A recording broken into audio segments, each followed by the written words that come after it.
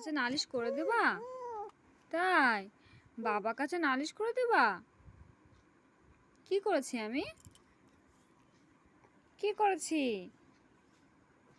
কিছু করেছি? হ্যাঁ, তুমি বাবাকে বলে দেবা সব? তোমাকে আমি বকুনি দিয়েছি? তাই? কতটা বকুনি দিয়েছি? অনেকটা বকুনি দিয়েছি? ও সব বলে দেবে?